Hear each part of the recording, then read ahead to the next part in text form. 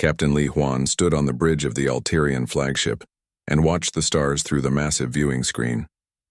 The ship was bigger than anything Earth had ever built. Its walls were made of smooth white metal that seemed to glow with its own light. Everything looked clean and perfect, like a hospital or a museum. Huan wore his dark blue Earth uniform among the flowing robes of the Alterian crew. He felt out of place. The Alterians were tall and thin with pale blue skin and large eyes. They moved like dancers, graceful and quiet. When they spoke, their voices sounded like music. "Captain Huan," said Commander Park Minji as she walked up to him. She was the only other human on the bridge. "General Tis wants to see you in the briefing room." Huan nodded and followed her through the ship's corridors. The walls showed moving pictures of peaceful worlds and beautiful cities. Everything about this ship spoke of a civilization that had forgotten what real war looked like. The briefing room was circular with a large table in the center.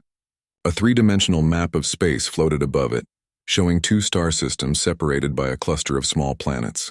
General Thys stood beside the map. He was even taller than the other Alterians, with silver markings on his blue skin that showed his high rank. "Welcome, Captain Huan," General Thys said in perfect English.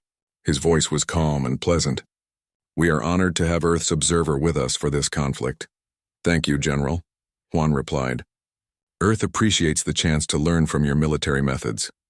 General Thys smiled, though it looked strange on his alien face. "This will be an excellent example of civilized warfare. The Vorthak have claimed mining rights to the Kepler cluster, but these worlds clearly belong to our people. We will resolve this matter according to the galactic warfare protocols." Dr. Kim Doyen entered the room carrying a datapad. He was a small man with thick glasses who served as Earth's cultural expert. "Captain, I have the background information you requested." Huan took the pad and read quickly. The Vorthak were another alien race, shorter and stockier than the Alterians, with gray skin and multiple arms. The dispute was over 7 small planets rich in rare metals. Both sides claimed ancient rights to the worlds. "How long do you expect this conflict to last?" Huan asked. "Perhaps 3 to 4 months, General Thys answered. "Possibly longer if the Vorthak are stubborn. But casualties should be minimal. The last border war between our peoples resulted in only 6 deaths over 8 months of fighting." Huan tried not to show his surprise. On Earth, a conflict over resources this valuable would have meant thousands of dead in the first week. "Only 6 deaths?" "Yes, quite tragic," the general said sadly. 2 Alterians and 4 Vorthak. All due to equipment failures, not actual combat. We have strict rules about these matters. Dr. Kim cleared his throat. "Captain, perhaps I should explain the protocols to you." For the next hour, Dr. Kim outlined the rules that governed warfare in this galaxy. All weapons were designed to stun, not kill. Battles could only happen in empty space away from populated worlds. Medical ships were completely protected. Prisoners were treated like honored guests. When a ship was disabled, both sides worked together to rescue the crew. "It's more like a game than a war," Dr. Kim explained quietly when the general left them alone. "They've been doing this for thousands of years. Real violence is almost unknown to them." Huan shook his head. "What happens when someone breaks the rules?" "They don't," Dr. Kim said. "It's unthinkable to them. They see our human history as barbaric. To them, we're barely civilized enough to join the galactic community." Lieutenant Yoon Sora appeared at the door. She was young and smart, responsible for monitoring all communications during the conflict. "Captain, the Vorthak fleet has arrived. General Thys requests your presence on the bridge." Back on the bridge, Huan watched the enemy fleet take position. 12 Vorthak ships faced 15 Alterian vessels across a gap of empty space. The ships were different in design but similar in purpose. All looked more like pleasure craft than warships. "Begin standard engagement protocol," General Thys commanded. What followed was the strangest battle Huan had ever seen. The ships moved in careful formations, almost like a dance. They fired bright blue beams at each other, but the weapons seemed designed more for show than destruction. When a ship was hit, it would drift gently away from the fight, its crew safe inside. "Direct hit on Vorthak cruiser Peaceful Storm," reported one of the Alterian officers. "Their crew is signaling surrender according to Protocol 7. "Excellent," General Thys said. "Deploy rescue ships immediately. Inform the Vorthak commander that his people will be treated with full honors." The battle lasted 4 hours. 3 Vorthak ships and 2 Alterian ships were disabled. No one was hurt. The crews of the disabled ships were rescued and taken to comfortable quarters, where they would wait for prisoner exchange. Both fleets then withdrew to predetermined positions to plan their next moves. "Impressive victory," General Theiss told Juan as the bridge crew celebrated quietly. "We gained control of the orbital space around Kepler 4. The Vorthak will need several days to develop a new strategy." Juan nodded politely, but inside he felt confused. This wasn't war as he understood it. This was theater. Both sides seemed more concerned with following rules than with winning. That evening, Juan met with his small team in their quarters. Commander Park, Dr. Kim, Lieutenant Yoon, and Sergeant Bei Jiho, their security chief, sat around a small table. "What do you think?" Juan asked them. Sergeant Bei spoke first. He was a quiet man who had studied military history for years. "Sir, this isn't sustainable. These rules only work when everyone agrees to follow them. But what happens when someone decides they want to win more than they want to be civilized?" "You think someone will break the rules?" Commander Park asked. "I think someone always breaks the rules," Bei replied. "That's why we have rules in the first place." Dr. Kim adjusted his glasses. "The Alterians can't even imagine someone breaking the protocols. It's like asking them to imagine breathing water. They've built their entire society around the idea that violence is controlled and limited." Lieutenant Yoon had been quiet, but now she spoke up. "I've been monitoring communications from both fleets. Everything is very formal and polite. But I'm also picking up transmissions to their homeworlds. The Vorthak government is under pressure from their colonies. They need those mining rights badly." "Pressure makes people do desperate things," Juan said. "Not these people," Dr. Kim disagreed. "They don't understand desperation. They've never had to fight for survival." Juan looked out the small window at the stars. Somewhere out there, Earth's leaders were watching this conflict with great interest. Humanity was new to the galactic community, still proving they deserved a place among the stars. They had been invited to observe and learn from this civilized approach to warfare. But Juan had spent 20 years in Earth's military. He had studied every war in human history. He knew what desperation looked like, what happened when civilized people were pushed too far. He also knew that the worst wars weren't started by evil people. They were started by good people who ran out of choices. "Keep monitoring everything," he told his team. "I have a feeling this civilized war is about to become something else entirely." As his team dispersed to their duties, Juan remained at the window. The Alterian ship continued its slow patrol through space, its crew confident in their superiority and their rules. But Juan couldn't shake the feeling that they were all floating toward disaster, and no one except the humans could see it coming. In his daily report to Earth Command that night, Juan wrote, "Day 1 of observation complete. Local forces engaged in what they call civilized warfare. Recommend continued monitoring. Situation appears stable but may require human intervention if conditions change." He didn't know how prophetic those words would prove to be. 3 weeks had passed since the first battle, and Captain Li Huan was beginning to understand the rhythm of civilized war. Every few days the two fleets would meet in empty space and conduct their careful dance of stunning weapons and polite surrenders. The Alterians had won more engagements, but the Vorthak held their positions around 2 of the mining worlds.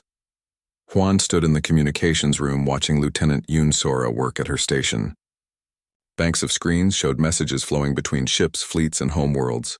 The young officer's fingers moved quickly over her controls as she monitored dozens of channels at once. "Anything unusual?" Juan asked. Yoon looked up from her screens. "The normal diplomatic traffic, sir. But I'm seeing more coded transmissions from the Vorthak fleet to their home government. The encryption is getting stronger. Can you break it?" "Not completely, but I'm picking up fragments. Words like pressure, deadline, and alternative methods. Their government seems unhappy with how slowly this is going." Dr. Kim Doyen entered the room carrying his ever-present data pad. "Captain, I've been studying the economic reports from both civilizations. The Vorthak are in worse shape than they're letting on. Their colonies need those rare metals desperately." Juan frowned. "How desperate?" "Their industrial output has dropped 30% in the last year. Without new sources of rare metals, some of their outer colonies might become uninhabitable. But they're still following the protocols perfectly." That afternoon, everything changed. General Theiss called an emergency meeting in the briefing room. His usually calm expression showed concern for the first time since Juan had met him. "The Vorthak have done something unprecedented," he announced. The holographic display above the table showed a supply convoy, 5 large cargo ships protected by 2 military escorts. The ships were clearly marked with medical symbols and civilian registration codes. This convoy was carrying medical supplies and food to our forward bases, General Theis explained. The Vorthak fleet intercepted it in neutral space and seized the cargo. Commander Park Minji spoke up. Did they attack the convoy? No, nothing so crude, the general replied. They used legal technicalities. They claimed the supplies could have military applications and therefore violated the neutral cargo accords. Technically, they may be correct. Dr. Kim adjusted his glasses. But this has never been done before? Never, General Theis said firmly. For 3,000 years, supply convoys have been untouchable. Even in the bloodiest conflicts of the ancient times, no one interfered with medical and food shipments. Juan studied the display. What's your response? We have filed formal complaints with the Galactic Council and increased our patrol schedules. Proper procedures will restore order to this conflict. After the meeting, Juan gathered his team in their quarters.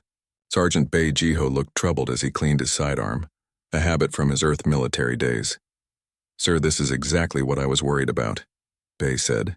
The Vorthak just moved outside the normal rules. They didn't break them completely, but they stretched them until they snapped. The general seems confident his formal complaints will work, Commander Park observed. Dr. Kim shook his head. He doesn't understand what desperation looks like. To him, this is just a minor rule violation that can be fixed with paperwork. Lieutenant Yoon had been unusually quiet. Now she spoke up, her voice tense. There's something else. I intercepted a transmission between Admiral Corvin and the Vorthak homeworld. Most of it was encrypted, but I caught a few phrases. She consulted her notes. The Admiral said something about exploring all options within acceptable parameters. The response from home mentioned time constraints and broader interpretation of protocols. They're looking for more ways to bend the rules, Juan realized. 2 days later, the Vorthak struck again. This time they attacked an Alterian research station orbiting the 4th planet in the disputed system. The station was clearly civilian, staffed by scientists studying the planet's unusual atmosphere. But the Vorthak had found another technicality. The research included atmospheric composition studies that could theoretically help military ships operate in the planet's airspace. Admiral Corvin claimed this made the station a legitimate military target. The attack followed all the proper protocols. The Vorthak ships used stunning weapons only. They gave the station crew time to evacuate. No one was supposed to die. But the Alterians had never faced an attack on a research station before. Their evacuation procedures were designed for disabled warships, not civilian installations. When the station's power systems were stunned, the life support failed faster than expected. 17 Alterian scientists died before rescue ships could reach them. Juan was on the bridge when the news came in. General Theis stood frozen in the center of the room, staring at the casualty reports. Around him, his crew worked in shocked silence. 17, the general whispered. 17 dead. This is unprecedented. The bridge communications officer, a young Alterian named Veltar, looked up from his station with tears in his large eyes. Sir, incoming transmission from Admiral Corvin. The main screen filled with the image of the Vorthak fleet commander. Admiral Corvin was typical of his species, short and stocky with gray skin and 4 arms. But unlike the polite diplomatic messages of previous weeks, his expression was hard and angry. General Theis, Corvin began, I regret the loss of life at your research facility. However, the installation was conducting military-relevant research in violation of the civilian protection protocols. My forces acted within acceptable parameters. General Theis found his voice. Admiral, 17 scientists are dead. This is the highest casualty count in galactic warfare in over 2 centuries. War has costs, Corvin replied coldly. Perhaps if your people had not prolonged this conflict unnecessarily, such tragedies could have been avoided. The Vorthak Confederation requires immediate access to the Kepler system resources. The transmission ended, leaving the bridge in stunned silence. That evening, Juan found General Theis alone in his private quarters. The Alterian commander sat in a chair that seemed too big for his suddenly frail-looking frame, staring at a hologram of the dead scientists. Captain Juan, Theis said without looking up, in all my years of military service, I have never seen anything like this. How do we respond to such barbarism? Juan sat down across from him. What options are you considering? The Galactic Council will condemn this action strongly. We are also prepared to implement enhanced protective measures for all our civilian installations. And militarily? Theiss looked confused by the question. Militarily? We will continue to follow proper protocols, of course. Perhaps we will increase the frequency of our engagements. Juan felt a chill run down his spine. General, with respect, I don't think Admiral Corvin is going to be impressed by enhanced protective measures. Then what do you suggest? Theiss asked, and for the first time, Juan heard desperation in the alien's musical voice. Juan was quiet for a long moment. Back on Earth, the response to an attack like this would be swift and overwhelming. But these people didn't know how to escalate. They had no doctrine for revenge, no understanding of how grief and anger could drive military decisions. I think, Juan said carefully, that you should be prepared for Admiral Corvin to push the boundaries even further. Surely not, Theiss protested. The entire galaxy is watching. No civilized species would risk the condemnation of the Galactic Council. That night, Juan sent an encrypted message to Earth Command. Situation deteriorating rapidly. Local forces unprepared for escalation beyond established protocols. Fourth Act Commander showing signs of desperation-driven decision-making. Alterian response inadequate for emerging threat level. Request permission to take more active advisory role. The response came back 12 hours later. Permission granted. Prevent escalation by any means necessary. Full authority granted under Emergency Protocol 7. Juan stared at the message. Emergency Protocol 7 meant Earth Command was genuinely worried about what might happen if this conflict spiraled out of control. It also meant they trusted him to make decisions that could affect humanity's place in the galactic community. In the communications room, Lieutenant Yoon showed him the latest intercepts. The tone of messages between the Vorthak fleet and their homeworld was becoming increasingly urgent. Words like final measures and total commitment were appearing more frequently. Sir, Yoon said quietly, I think Admiral Corvin is under orders to win this conflict quickly, whatever the cost. And General Theiss? He's still filing formal complaints with the Council. He genuinely believes that following proper procedures will somehow fix this. Dr. Kim joined them looking pale. Captain, I've been studying both cultures' military histories. Neither of them has any institutional knowledge of real warfare. Their officer training focuses on honor, protocol, and minimizing casualties. They have no doctrine for total war. But they're about to stumble into one anyway, Sergeant Bay added grimly. Juan nodded. He could see it coming like a storm on the horizon. Two species with no understanding of real violence were about to discover what happened when civilized rules no longer applied. And when they did, the result wouldn't be war, it would be mutual annihilation. The question was whether 6 humans could prevent an entire galaxy from. The Alterian response came 3 days after the research station attack, and Captain Li Huan knew immediately that it would be a disaster. General Theiss had called it an appropriate, civilized response to unprecedented barbarism. The target was what Alterian intelligence believed to be a Vorthak military academy on the moon of Kepler 7. According to their information, it was where young Vorthak officers learned the art of space combat. Juan stood in the intelligence briefing room with Dr. Kim Doyen and intelligence officer Han Woojin, studying the holographic display of their target. The facility looked peaceful from orbit, a cluster of white buildings surrounded by gardens and recreational areas. Are you certain this is a military target? Juan asked the Alterian intelligence officer, a thin female named Ciliana. Absolutely, she replied confidently. Our sources confirm this facility trains Vorthak naval officers. It is a legitimate military target under the protocols. Han Woojin, who had been quietly studying the intelligence data, cleared his throat. Captain, may I speak with you privately? They stepped into a smaller adjoining room. Han was a careful man who rarely spoke unless he was certain of his facts. His expression now was deeply troubled. Sir, I've been cross-referencing the Alterian intelligence with our own observations of Vorthak fleet movements, Han said quietly. This facility doesn't match the profile of a military academy. What do you mean? The traffic patterns are wrong. Military academies have regular schedules, classes, training exercises, scheduled transports. This place has the traffic pattern of a residential area, families coming and going, supply ships bringing food for children, not military equipment. Juan felt his stomach tighten. You think it's civilian? I think it's housing for military families, Han said. Probably the dependents of officers serving in Admiral Corvin's fleet. The Alterians see military personnel coming and going, but they don't understand that these people are visiting their families, not attending classes. I need to speak with General Tiss immediately. But when Juan reached the bridge, the attack was already underway. On the main screen, he watched Alterian ships approach the moon in perfect formation. General Tiss stood at the center of the bridge, looking satisfied with his measured response. General, Juan said urgently, I need to speak with you about the target. Captain, please, Thice replied without taking his eyes off the screen. This is a delicate operation.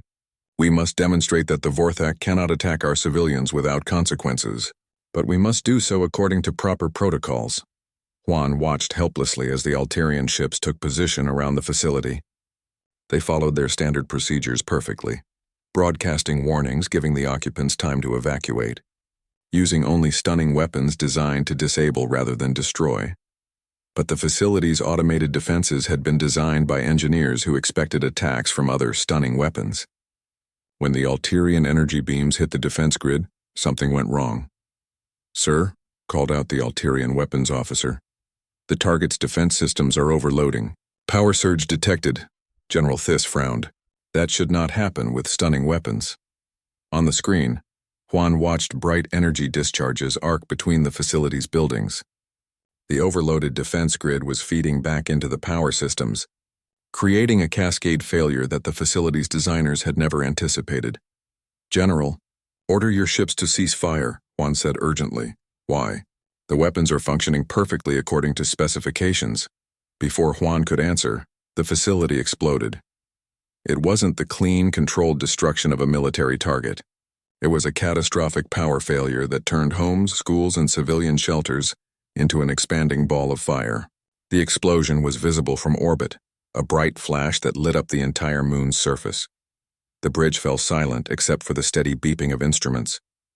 General Thiss stared at the screen where the facility had been, his face pale blue skin turning almost white.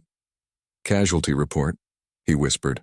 Lieutenant Yun Sora, who had been monitoring Vorthak communications, looked up from her station with tears in her eyes.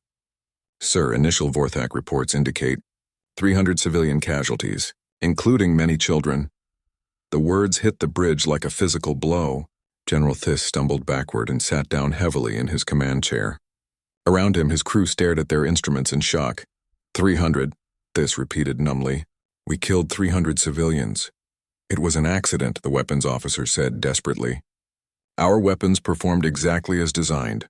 The target's own systems caused the explosion. But Juan knew that wouldn't matter. Intent was meaningless in the face of 300 dead families. He had seen this before in human history, the moment when a conflict crossed the line from policy to passion, from rules to revenge. General, Juan said gently, you need to contact Admiral Corvin immediately. Explain what happened. Express regret. Offer reparations. Thiss looked at him with haunted eyes. Will that be enough? Before Juan could answer, the communications board lit up with an incoming transmission. Admiral Corvin's face appeared on the screen, and Juan immediately saw that any chance for peaceful resolution had died with those 300 civilians. The Vorthak commander's gray face was twisted with grief and rage. His forearms gestured wildly as he spoke, and his voice was raw with emotion. General Thiss, Corvin said, his words coming out like acid. You have committed an act of mass murder. 300 innocent Vorthak, including 78 children, are dead because of your barbaric attack. Admiral, please, Thiss began. It was an accident. Our weapons, your weapons, Corvin interrupted. You retrofitted them, didn't you? You modified stunning weapons to be lethal. You broke every protocol we have held sacred for 3,000 years. No, we followed all procedures. Our weapons were standard. Lies, Corvin screamed. No stunning weapon could cause such destruction. You have revealed your true nature, Alterian. You are murderers, just like the primitive humans you harbor. Juan winced at being included in the accusation, but he understood Corvin's pain. The Admiral had just lost 300 of his people, including children. In that moment, grief was driving his judgment. Admiral, Corvin continued, his voice dropping to a dangerous whisper, I hereby declare total warfare against the Alterian Commonwealth. No more protocols. No more civilized limits. You want to fight like savages? Then savages you shall face. The transmission cut off, leaving the bridge in stunned silence. Total warfare, General Thiss said slowly, as if testing the words. What does that mean? Dr. Kim spoke up from where he stood near the intelligence station. It means he's going to try to hurt you as badly as you hurt him. And he has no more idea how to do that properly than you do. Over the next 6 hours, Juan watched 2 advanced civilizations begin to tear each other apart through sheer ignorance. The Vorthak fleet began retrofitting their stunning weapons into lethal variants, but they had no doctrine for using such weapons effectively. Their first attempt at a savage attack resulted in 3 Vorthak ships destroying each other, when their modified weapons overloaded their own systems. The Alterians, terrified by Corvin's declaration, began doing the same thing. General Thiss authorized the conversion of their entire arsenal, but their engineers had no experience with weapons designed to kill. Half of their modified weapons failed during testing, and 2 ships were lost to internal explosions. They're going to destroy themselves, Sergeant Bei Jiho observed, as they watched the disaster unfold. Neither side knows how to fight a real war. Medic Cho Min-seo had been treating wounded from both sides as the conflict escalated. She returned to their quarters looking exhausted and shaken. Captain, she said, the casualties aren't coming from enemy action. They're coming from accidents. These people are so desperate to hurt each other that they're willing to use weapons they don't understand. I've treated more people injured by their own equipment than by enemy fire. Lieutenant Yoon looked up from her communication intercepts. Sir, both fleets are calling for reinforcements from their home worlds, and they're not asking for more ships. They're asking for colony evacuation fleets. Evacuation fleets? Juan asked. They're planning to attack each other's home systems, she said quietly. Complete civilian populations? Millions of people. Dr. Kim removed his glasses and rubbed his eyes tiredly. They've never had a total war before. They don't understand the concept of proportional response. To them, if someone kills 300 of your people, you kill 300,000 of theirs. And then they kill 3 million of yours. Juan finished grimly. Intelligence Officer Han Woo-jin had been tracking both fleets' movements. Captain, at current acceleration rates, both fleets will reach their enemies' home systems in 18 days. The Vorthak colonies have a combined population of 40 million. The Alterian worlds have 60 million. 100 million people, Commander Park whispered. Juan stood at the window of their quarters looking out at the stars. Somewhere out there, 2 species that had known only peace for millennia were preparing to commit genocide against each other, and they were going to do it badly, messily, and with maximum suffering for everyone involved, sir, Sergeant Bei said. What are your orders? Juan thought about Earth Command's message. Prevent escalation by any means necessary. The message from Earth Command was short and clear. Emergency Protocol 7 confirmed. Full authority granted. Save them from themselves. Captain Li Huan gathered his team in the small storage room they had converted into a secure meeting space. The walls were lined with human equipment that looked crude compared to the elegant Alterian technology. But Juan knew it would get the job done. Listen carefully, Juan said to his 5 companions. What I'm about to tell you will sound impossible. But Earth Command has been preparing for this scenario since we first joined the galactic community. Commander Park Min-ji leaned forward. What scenario, sir? The collapse of civilized warfare, Juan replied. Our analysts predicted that sooner or later, someone would push beyond the protocols and trigger a cascade failure. 2 species with no understanding of real war trying to destroy each other. Dr. Kim Doyen adjusted his glasses nervously. And our response? We stopped them, Juan said simply. All of them. At the same time, Sergeant Bei Jiho smiled grimly. I was wondering when we'd get to the real mission. Intelligence Officer Han Woo-jin opened a sealed case that had been in their quarters since arrival. Inside were data chips, communication devices, and equipment that definitely wasn't standard diplomatic gear. Sir, how long have we been preparing for this? Earth Command has been planning for this possibility since our first contact with the galactic community, Juan explained. They knew that any system based purely on voluntary cooperation would eventually break down. We've been gathering intelligence on every major fleet in the galaxy. Lieutenant Yoon Sora held up one of the data chips. Fleet command codes? Better, Juan said. Complete system maps of both Alterian and Vorthak ships. Their communication networks, weapon systems, life support, everything. While we've been playing the role of primitive observers, our real mission has been to understand how their technology works. Medic Cho Min-seo looked skeptical. 6 humans against 2 entire fleets? That's thousands of ships and millions of crew members. We don't need to fight them, Juan explained. We need to control them. And the beautiful thing about civilized species is that they build civilized technology.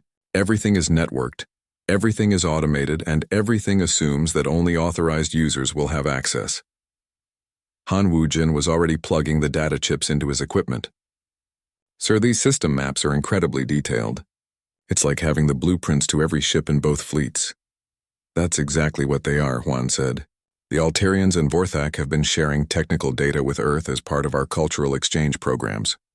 They wanted to help us advance to their level of technology. They gave us the keys to their own fleets, Sergeant Bay realized. Now we use those keys, Juan said. But understand what we're about to do. We're going to take control of both fleets simultaneously.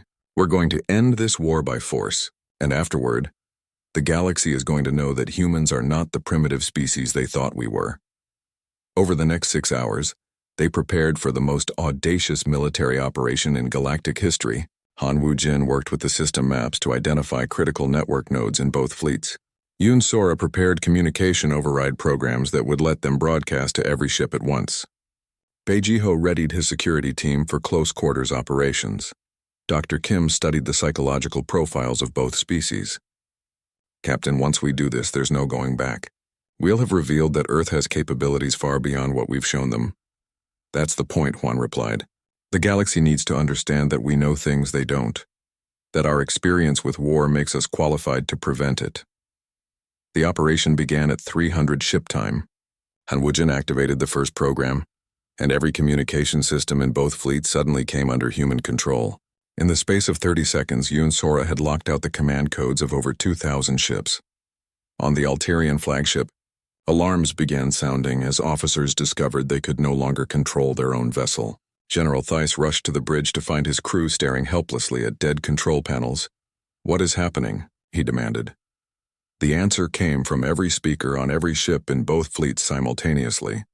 Dr. Kim's voice, speaking in perfect Alterian and Vorthak, filled the void of space with words that would change galactic history forever. "Attention all vessels," Dr. Kim announced. "This is Dr. Kim Doyen of the Earth delegation. By authority of the Human Colonial Defense Force, both fleets are now under our control." The reaction was immediate chaos. On 1,000 bridges, officers shouted orders that their ships could no longer obey. Weapon systems were locked. Navigation was frozen. Even life support was controlled by human programs, though Juan had made sure those systems remained fully operational. General Theiss grabbed the communication panel on his bridge, but found he could transmit nothing. Only the human voices could be heard across the fleet networks. "You are probably wondering how this is possible," Dr. Kim continued calmly. "The answer is simple. For the past year, we have been studying your technology, your tactics, and your psychology. We know your ships better than you do." Admiral Corvin's face appeared on screens throughout both fleets as the humans allowed him to transmit. His forearms gestured frantically as he raged at his unresponsive controls. "This is an act of war," Corvin screamed. "Humans have no authority here." Captain Juan's voice replaced Dr. Kim's on the communication channels. "Admiral Corvin, General Theiss, you are both correct that we have no legal authority to do this. But we have something more important, the ability to prevent you from destroying each other." "Release our ships immediately," General Theiss demanded. "No," Juan replied simply. "You have 18 days before your fleets would have reached each other's home systems. 18 days before 100 million innocent people would have died. We're not going to let that happen."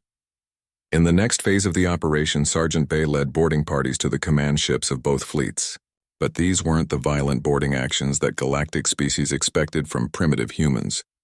Instead, they were surgical strikes carried out by soldiers who understood exactly where to go and what to do. Bay and his team moved through the Alterian flagship like ghosts, their knowledge of the ship's layout letting them reach the bridge before anyone could stop them. They carried non-lethal weapons that the Alterians had never seen before, devices that could paralyze without causing permanent harm. On the bridge, General Thys watched in amazement as 6 human soldiers appeared seemingly from nowhere and took control of his ship's critical systems. They worked with quiet efficiency, connecting human equipment to Alterian computers. "How?" Thys whispered. "You built your ships for a civilized galaxy," Sergeant Bay explained as he worked. "No security against hostile boarding parties because you never imagined anyone would try.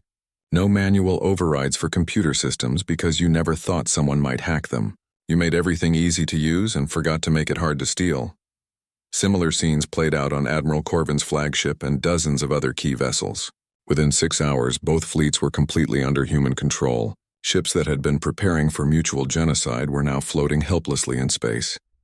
"This is impossible," Admiral Corvin said during a communication that the humans allowed between the two commanders. 6 humans cannot control 2 entire fleets." "6 humans just did," Juan replied. "And now we're going to explain why." The education began immediately. Dr. Kim broadcast a series of presentations that both fleets were forced to watch. He showed them human military history, real wars with real casualties, conflicts that had consumed entire continents and killed millions. "This is what war actually looks like," Dr. Kim explained as images of human battlefields filled every screen in both fleets. "This is what happens when civilized people decide to hurt each other. This is where your total warfare was leading."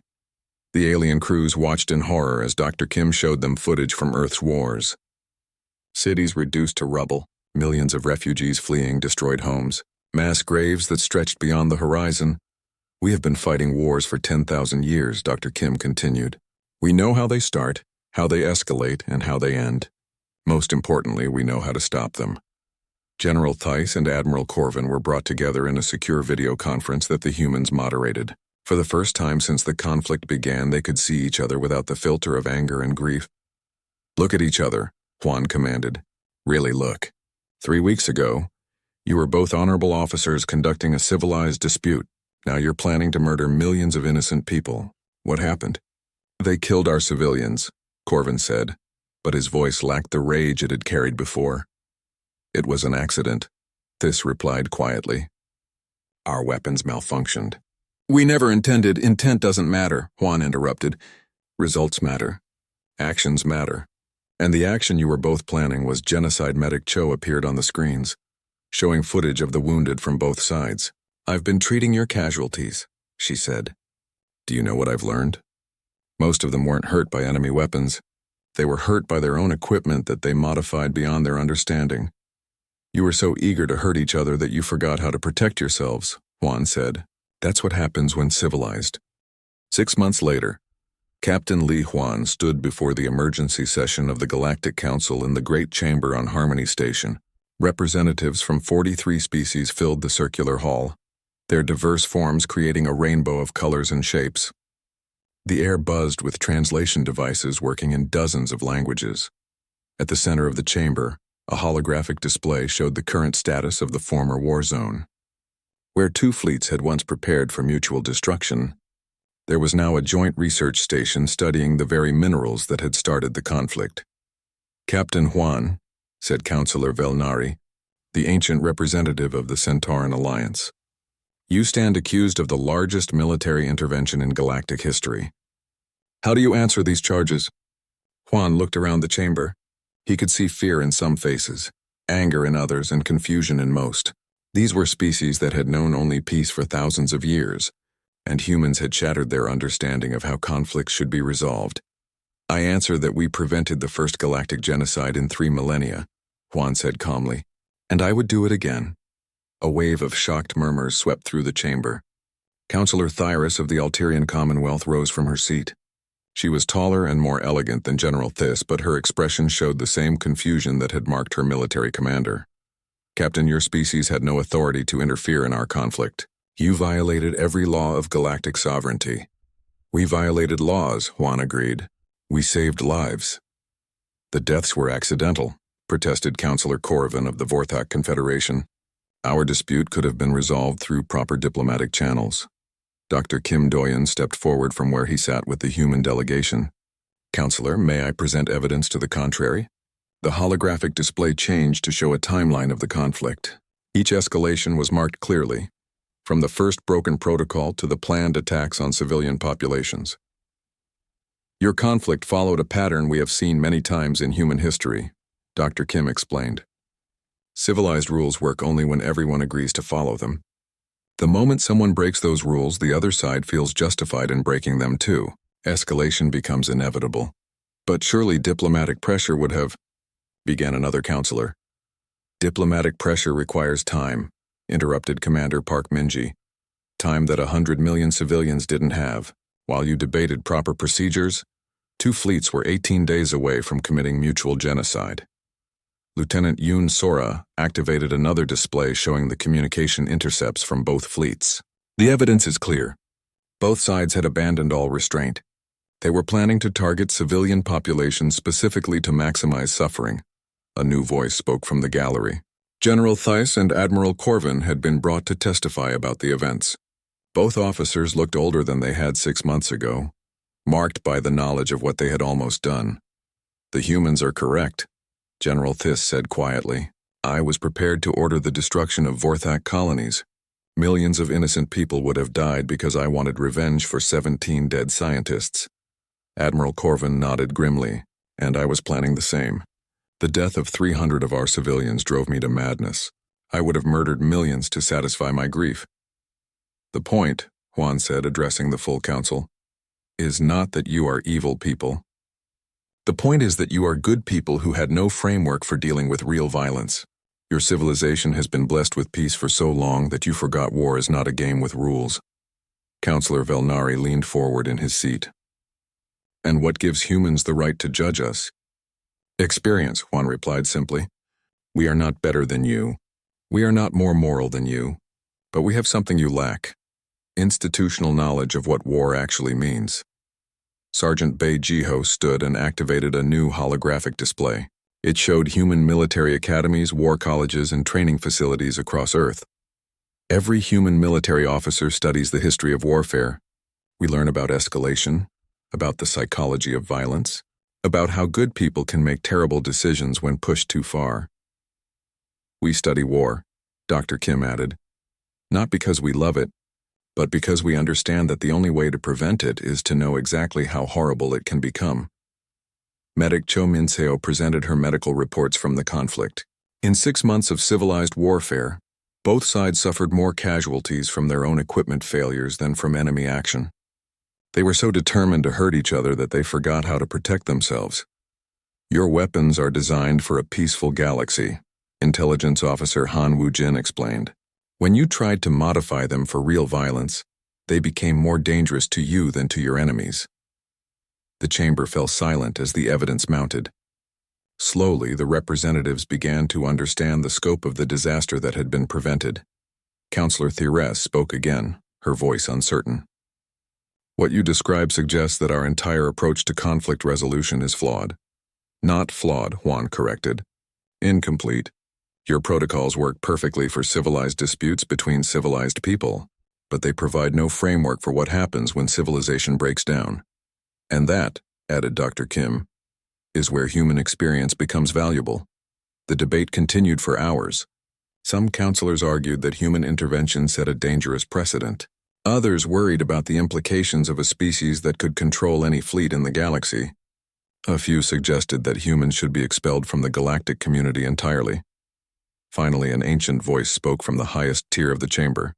Eldest Zarthul of the Cosmic Preservation Society was older than most civilizations. His species had helped write the original galactic protocols thousands of years ago.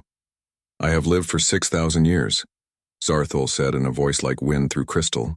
I have seen the rise and fall of 100 civilizations, and I have never seen anything like what the humans accomplished. The chamber listened in respectful silence. The humans did something we thought impossible. Zarthul continued. They ended a war that both sides wanted to fight. They prevented violence that both sides believed was justified. They did this not through superior technology or overwhelming force, but through superior understanding. What do you recommend, Eldest? Asked Counselor Velnari. I recommend that we acknowledge what the humans have proven, that our peaceful galaxy exists only because we have been fortunate enough to avoid real tests. When that fortune ran out, we were helpless. The humans were not. Another long silence filled the chamber. What do you propose? Counselor Thyrus asked Juan directly. The Human Military Oversight Protocol, Juan replied. We don't become your army. We don't rule your conflicts, but we become your safeguard against the kind of escalation that nearly destroyed two civilizations. Commander Park activated a detailed presentation. Human military observers would be embedded with major fleets. Human doctrine would be taught in galactic military academies. Human psychology specialists would be available to treat the effects of violence, something your medical systems are not equipped to handle. You would become the galaxy's military conscience, Admiral Corvin observed. We would become what we already are, Juan said. The species that understands war well enough to prevent it. Dr. Kim stepped forward for the final argument. You have called humans primitive because of our violent history. But that history is exactly what qualifies us to protect you from violence. We know how wars start because we have started them. We know how they escalate because we have fought them. Most importantly, we know how they end because we have ended them. The choice is simple, Juan concluded. You can accept human oversight of military conflicts, or you can risk another escalation like the one we just prevented. Next time, 6 humans might not be enough to stop it. The vote was closer than Juan had expected. 26 species voted in favor of the protocol, 17 voted against. But it was enough. 3 years later, Juan found himself back aboard an Alterian ship, but this time as an official galactic military advisor. The ship was part of a joint Alterian-Vorthak fleet, conducting peaceful research in the Kepler system.